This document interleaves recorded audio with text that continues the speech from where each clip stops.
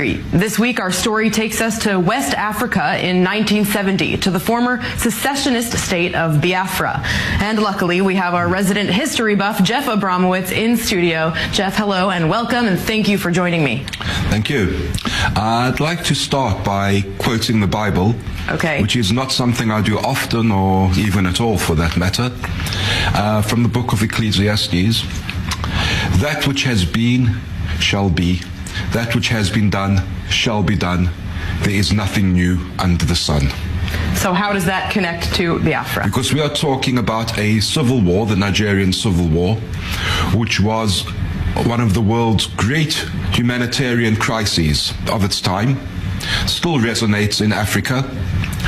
It was a war when the eastern part of Nigeria, which was mainly Christian, dominated by the Igbo tribe, broke away from Muslim-dominated West Nigeria, its own state Biafra, fought a brutal, bitter war, held out for 3 years, but then was starved into submission.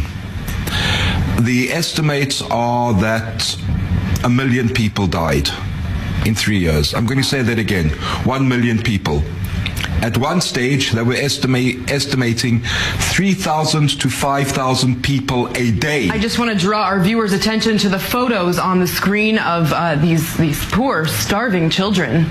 This is the thing. Nobody paid much attention to the war. Right. It was just Africans fighting each other, which, at the risk of being labeled a racist, was what the West was used to seeing throughout the 1960s.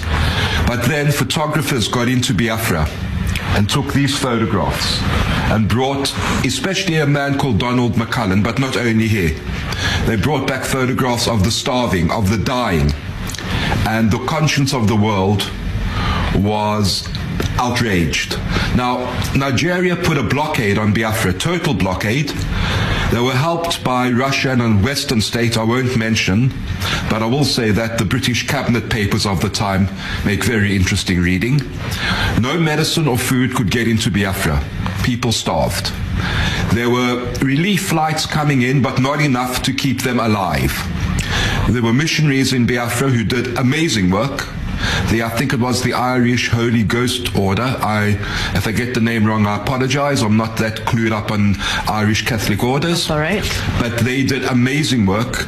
And the organization Doctors Without Borders was founded as a result of Biafra. The conscience of the world. These pictures, the pictures we saw of the starving children, it was the great humanitarian cause of the day.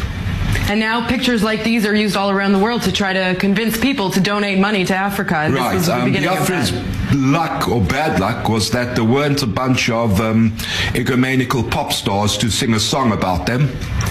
But they died. They didn't survive. All right, Jeff Abramowitz, thank you so much for joining.